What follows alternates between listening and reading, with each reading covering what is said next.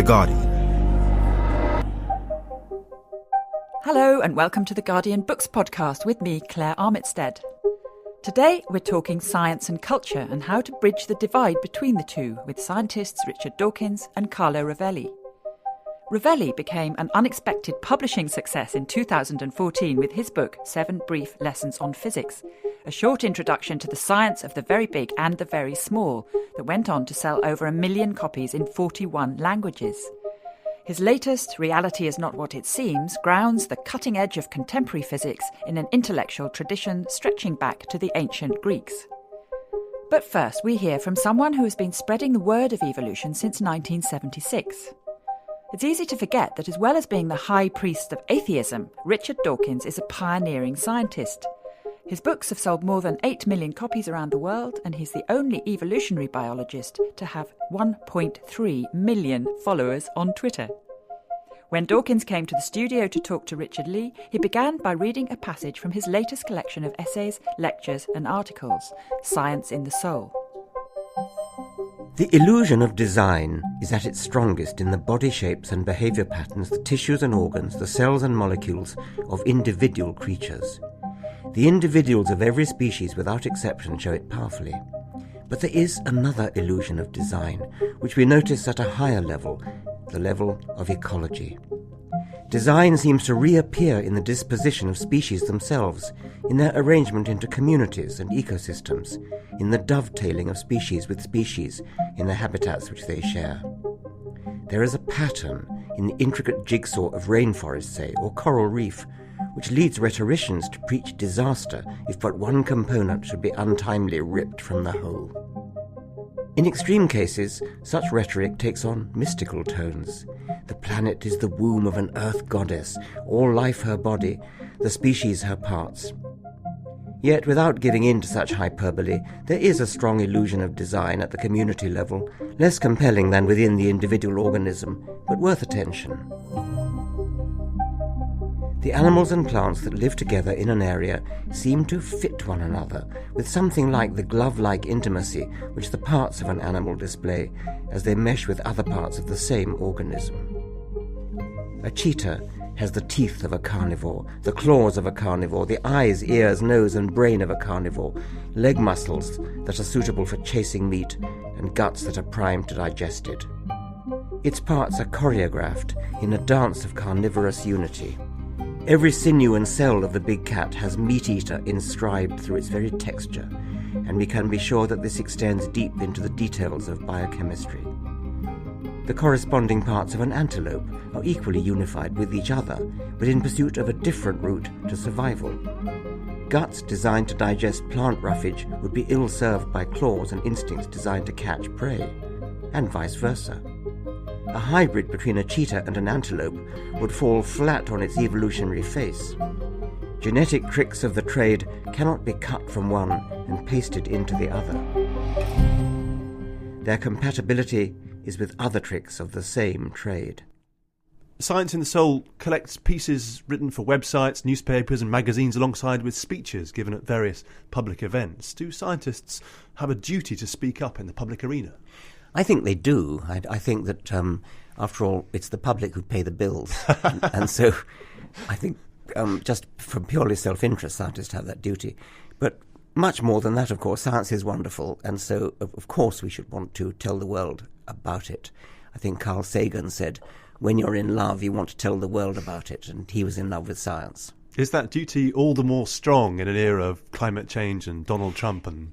Of course. I mean, Donald Trump and climate change are a major disaster for the world. And so, of course, science is really under threat, and science should be the leader of the charge against that. Yeah, what are the qualities that scientists bring to public discourse that it's lacking from other places? Well, both knowledge of the facts and also the scientific method of thinking, the scientific method of evaluating evidence in a dispassionate way and arguing logically from it. And that's kind of required in a kind of political culture which is full of gut instinct. That's right. There's too much gut instinct in politics, too much arguing from feeling, and not enough arguing from evidence and logic. Now, do you think scientists might be partly to blame for the recent rise of mistrust in experts? I'm very sad about the mistrust of experts. We saw this in the Brexit debate, where I think it was Michael Gove sort of said, don't trust experts, you are the expert here. I mean, what utter nonsense. It's been said often enough, when you're boarding a plane, you want your pilot to be an expert pilot. But what I mean is the very duty to speak out and the confidence in kind of the ability to see through to the facts and to organise them sensibly. Do you think those have led scientists to be overconfident in their pronouncements, which has led to a kind of pushback? They shouldn't, because scientists really ought to be very frank about what they don't know. Scientists actually rejoice in what they don't know because it gives them plenty to do. But there is quite a lot that they do know.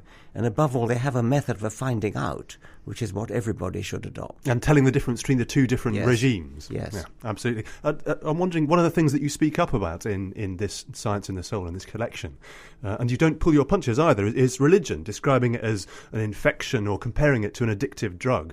Do you think this kind of pugnacious language can risk inflaming the debate? Yes. Setting rather more light than heat? The other way around, rather more heat than light, is what I mean. There's comparatively little of that in this book, actually, compared to my previous books. That's true.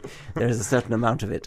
I do think it's important to be honest and frank and clear, and sometimes clarity sounds pugnacious, even if it isn't. I think that there are people for whom clarity is threatening. And clarity is what you're aiming for here, rather than any kind of attack, or totally, yes. There's certainly an appetite for your kind of robust engagement. Looking at Nielsen's figures, you've sold more copies of The God Delusion in the UK over the last 16 years than the rest of your books put together.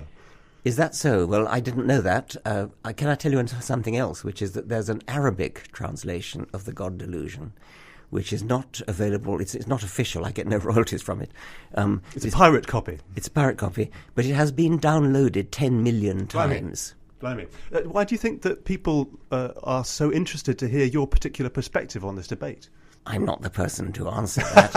I hope that I'm clear. I hope that I'm pleasant to read. I don't know. But do you think it's exactly that rational method which you were describing that scientists use in terms of trying to find out about? Is it exactly having that method applied to these rather more vague questions? Yes, appeals? I think so. And I think that there are some academic disciplines who believe in languaging up for the sake of more or less showing off. And I think science is complicated enough without making it more so. The great thing is to try to explain it absolutely clearly, and that's what I try to do. Do you say that science is a vital part of, or a scientific way of thinking is certainly a vital part to political or debates in society? But do you think science has got all the answers? Well, not all the answers about, for example, moral questions, but even there, moral philosophy, secular moral philosophy, is sort of using the scientific way of arguing, the sort of scientific way of thinking. That's part of the same domain in some sense. Yes, because, I mean, you can't actually use science to say fundamentally what's right and wrong, but you can use it to dissect inconsistencies in people's arguments. So if you're taking taking a position on, say, abortion, then a scientist can say, well, your position on abortion is inconsistent with your position on something else. But I mean, in terms of the big questions of where we come from, what are we all doing here, how should we live? Oh, well, the first two of those, where do we come from and what's it all about? Science has everything to say about that, insofar as anything does. I mean, there may be fundamental questions, the origin of the universe, the origin of the laws of physics, something like that, which even science can't answer. But if science can't answer, certainly nothing else can. The best answers we've got. As for the best way to live, that's a rather different question. It's an is-ought distinction. Yes, and I mean, I think science has a bit more to say about that than many people think, but ultimately you've got to take a judgment on that. One of the big questions which scientists are tackling right now is the problem of consciousness, where an idea you came up with in 1976 is enjoying something of a comeback. Do you think that your concept of memes is proving slightly more popular now among people thinking about the way that we think, because we have direct experience of them ourselves on the internet? When I suggested the meme in 1976, I didn't think of it as a contribution to the debate on consciousness. You're right that Daniel Dennett, in many of his books now, and he's probably gone further into this riddle than any other philosopher I can think of. He was defending it on this very podcast recently. Was he? Indeed, yeah. Yes. Well, he certainly uses memes in various ways, including understanding consciousness. Yeah, but that's not where the idea originally came from in your thinking. No, for me it was just a way of generalizing the idea of a replicator, because in The Selfish Gene, it was almost entirely about the gene as the unit of natural selection. I wanted to make the point that any replicator would do, and DNA just happens to be one, but the meme could be another, and on other planets it could be something else. But do you think that the popular conception of a meme as something that spreads on social media, do you think that's actually helpful in showing people how evolution might work in different ways? It's a good example, and the internet wasn't available for me as an example when I suggested the meme, but it is a very good example of an ecology of memes. Another big question coming down the track is that of artificial intelligence. What do you think Darwin has to say, or a Darwinian perspective has to say, about the prospects for humanity? This is something that worries people that I respect, like Stephen Hawking and Elon Musk. I'm intrigued by the idea of artificial intelligence. I'm committed as a naturalist, as a materialist, to the view that what the human brain can do must in principle be doable by electronic machines. Not in practice yet, but in principle. And so I'm interested and intrigued by the idea of artificial intelligence, but I can see the misgivings that some of my colleagues have with respect to where it might take us. I mean, the portents aren't good. I mean, if you look at what happened to other primates when humans did well, then they have been shoved out of the way, basically deprived of environmental niches and dying. Yes, so you're taking the sort of extreme pessimistic view that we might be simply replaced by our creations. Yeah, I don't know if I'm taking the view, but I'm suggesting that we may have possible. problems. It's possible, and it would be interesting. You quote Richard Holloway describing the advent of big-brained humanity as a singularity in evolution, a kind of the beginning of a new phase. Do you think that we're on the cusp of another one? Very possibly. Richard Holloway is the former Bishop of Edinburgh, a very delightful, clever man. I think he's probably an atheist. Your kind of bishop. Yes, my kind of bishop. Yes, I mean, the word singularity is rather overused, but yes, we could be on the cusp of another one with artificial intelligence. So evolution first at the level of kind of chemicals in DNA, yes. And then culturally, as you were explaining in 1976, and now perhaps in a kind of digital realm. Yes. Does that prospect excite you or terrify you? A bit of both. I mean, it certainly excites me, but I can see it would be a bit of a tragedy if we were driven extinct by our own products. On the other hand, they might make a better job of running the world than we do. So there's advantages and disadvantages, as the classic essay answer. These existential questions about climate change or artificial intelligence or global pandemics, make it all the more important for 21st century citizens to understand science. But do you think that's really possible without understanding complicated mathematics? Yes.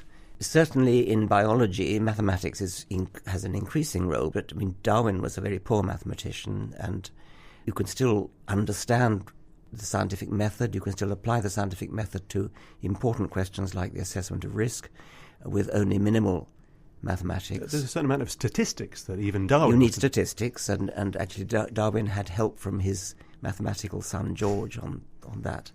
But do you think that prose is man enough for the job?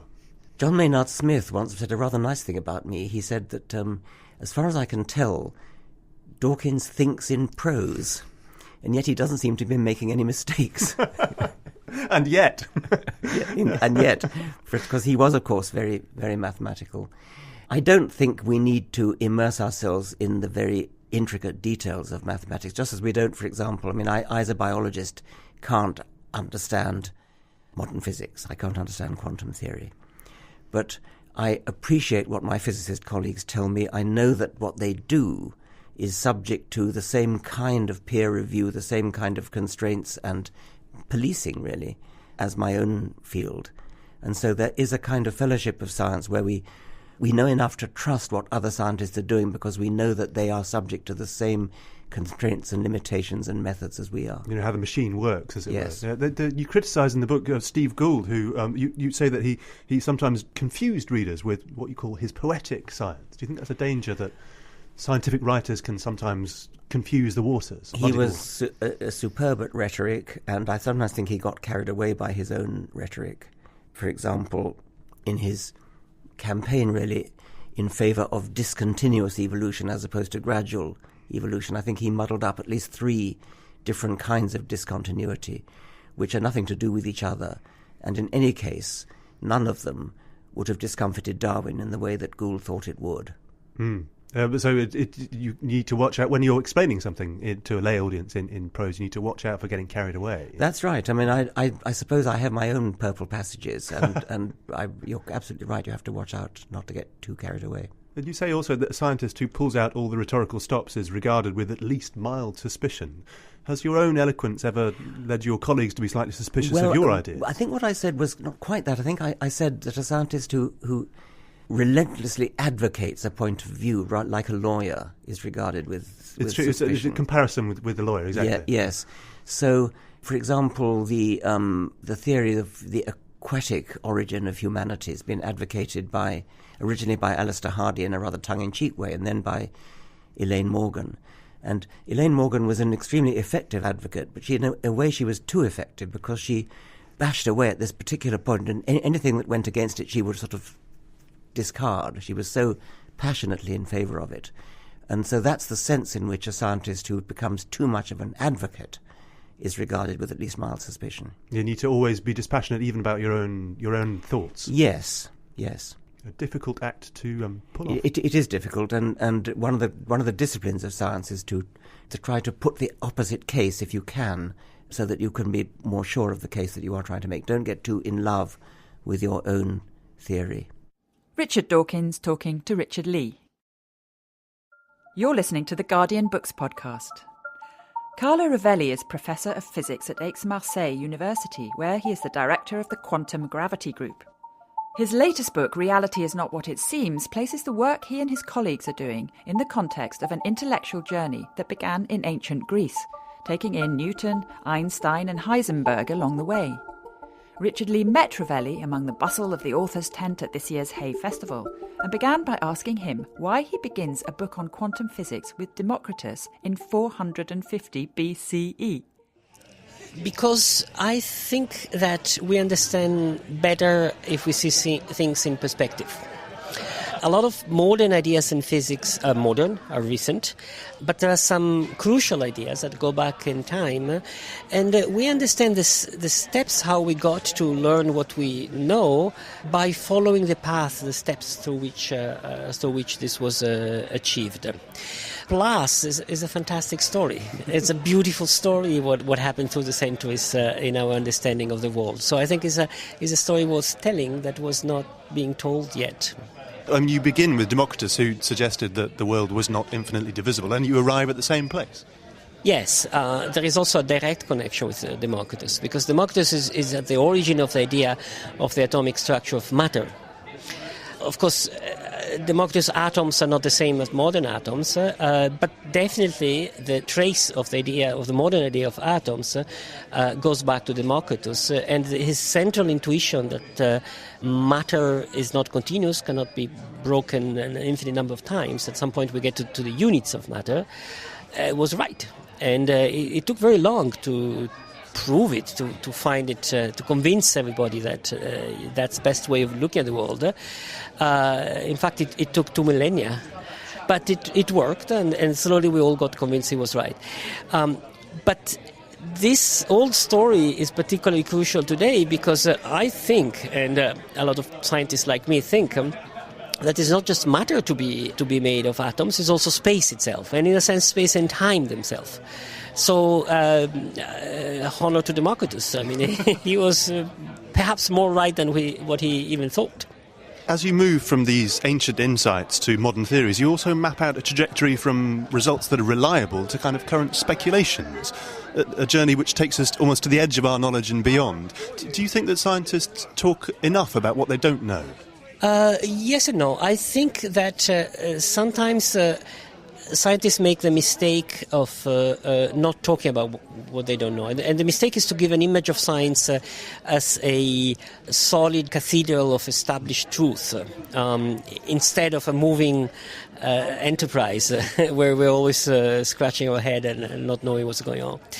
But there is also the mistake of the other side. Sometimes scientists have their own ideas which are still speculative. They're very passionate about them, and they sell them for established. And that's a mistake. And I try not to do this mistake, even if myself I have my own ideas with my colleagues, of course, not just mine, and I'm passionate about them and try to defend them. But I think it's important, and I tried in the book, to make a clear distinction in writing for the large public between what we know reliably. I don't want to say for sure, because scientists should never say for sure. You should say reliably, or very reliably, and what we think we see and what we are just speculating. Science is a human enterprise full of mistakes, full of errors, and mistakes in the scientific discoveries. Sometimes people get convinced, scientists get convinced of something, and they turn out to be wrong. The risk then is that if the public loses confidence in science, it also loses confidence in one of the best tools we have for our life. So yes, science is limited, but it remains the best tools we have for understanding what goes on. It remains spectacularly successful for civilization. Let me give a specific example, which is on the first page of the journals. We have no idea how climate change is going to play out in the future, but the best thing we know is what scientists are saying. So not taking seriously the risks that scientists are screaming about is just being stupid. Even if we don't have a total certainty, and if there are big elements, if somebody screams your house is burning, you don't say, are you completely 100% sure which is burning? You just run there. Do you think that scientists should speak up more in a world of climate change, where climate change is possible to be denied? Yes. In fact, I myself have changed my mind about that. I used to think, well, scientists should better do his stuff, and other people in society speak up to the public. I don't think so. Especially when the house is burning, I think is a responsibility of a scientist, not because he's a scientist, but because he's a citizen, to point out the risks of going into the irrational. I mean, we human beings are irrational, and there's no way to avoid that. But irrationality is the best tool we have, so we should cherish it. Is this kind of problem come from in our cultural space? Does it come from the divide, the kind of artificial divide between science and the arts? No, I don't think so, because there's a lot of art, a lot of literature, traditionally, and even today, which is enamored of science. There's a lot of philosophy which is enamored of science. It has been so traditionally. I mean, if you read from Kant to Husserl, philosophers want to be like scientists. So it's not art itself, it's not philosophy itself, it's not literature itself. But yes, within philosophy, within humanistic, human studies, there is a component that has been disparaging against science and has done a lot of damage to humanity. I must say, to try to be a little bit more equanimous, that there are scientists that go around saying science is the only truth, everything else is stupid, which in my opinion are equally stupid, because science has immense limitations, and we get to learn about the world from Dostoevsky equally than, or from Shakespeare equally than from Einstein or Laplace. You say that there's a kind of an onus on scientists to speak up about issues like climate change, like vaccination, whatever, these kind of public policy issues. What about God? God is a topic in which some scientists have a strong opinion. I myself am an atheist. I don't believe in God.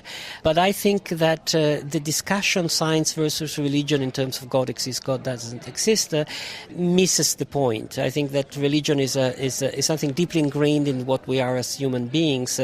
And it would be better, instead of just going around saying God don't exist, trying to understand what it is. Because I think it's something non-negligible and important, which has to do, in my opinion, more with our inner life than the cosmos. So very often it seems to me that the so-called debate, it's a fake debate, because we're talking about two different things. We're using the same words for talking about different things. You end your book, Reality is Not What It Seems, with the idea that at once the most speculative and the most kind of crazy, the idea that our experience of time can emerge from our own ignorance. How does that work? One of the most surprising discoveries in modern physics is that time is very different from our intuition. Very different. And in fact, the more we study time, the more we discover that it works differently than what we think. There's not a single time. The past and the future are much more similar to one another than what we thought. And so on and so forth. Clocks go at different speeds and so on and so forth. At the end of the story, the main equations of quantum gravity in which I work, they have no time variable at all. So this is comprehensible, I believe. But then there is a question, if the best description of the physical world can do without time, what is this sense of flowing time that we know so well? And it limits our life and the length of this conversation and so on and so forth. And I think that it has to do more than the physical world by itself. It has to do with the relation of that particular subsystem of the world, which is ourself, with the rest of the world. So it has to do with this very imprecise and incomplete exchange of information between sort of our brain, our mammal brain, and the world. And the key word here is incomplete information. The sense of flowing, I think, should be traced not just from some basic fundamental equation of physics, but in a combination of understanding the foundation of thermodynamics, the neurology of our brain, and somehow how we as pieces of the world can have this first-person experience. We think about ourselves as stories in time. Our brain is a time machine. So to understand time, we have to understand ourselves, not just the rest. And we have to understand the fact that we represent the world, but in a profoundly incomplete manner. This is not a complete story, it's unclear. I've been working a lot on that. I think is where some of the greatest open mysteries of the world rely today. The world that you describe in your book is very different from the world that we're familiar with of tables and time passing on our watches and so on. Do you think it's possible to explain how that works without the use of sophisticated mathematics? Do you think it's possible to get an idea of that conveyed through prose?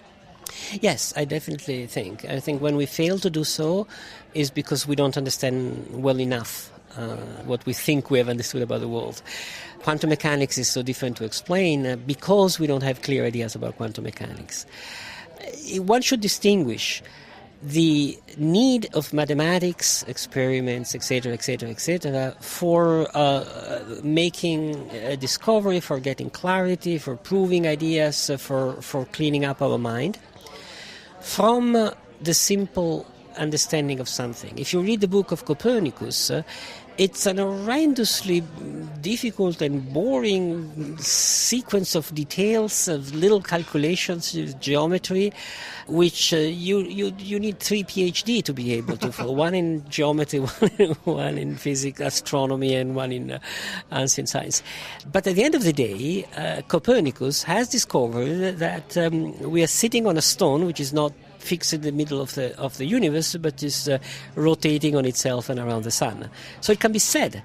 And if you say that to a boy, it's just totally incomprehensible. At some point you explain, and the boy or the girl goes to school and learns and find it completely clear at the end of the day. Surprising, because in Sydney people live upside down, right? It's still surprising a little bit. It's still a punch in the nose when we think that we are actually moving at 40 kilometers a second or whatever, right now, you and I. But it's true. And when we look at the sunset and we see the sun going down, we might easily think for a moment and say, oh, actually, the sun is not moving. It's just staying there. And I, on this big rock on which I'm sitting, I'm rotating backward. And that's why I see the sea disappearing. So science can be intuitively realized. It takes time.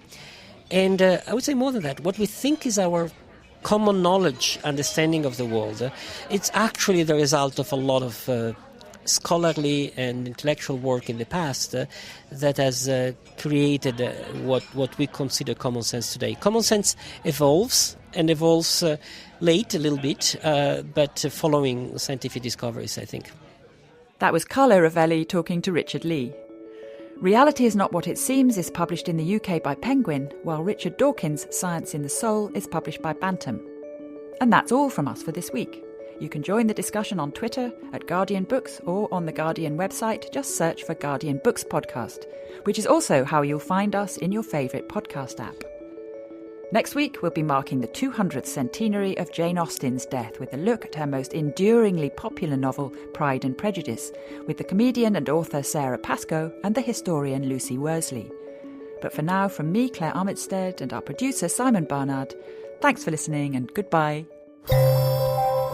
For more great podcasts from The Guardian, just go to theguardian.com/podcasts.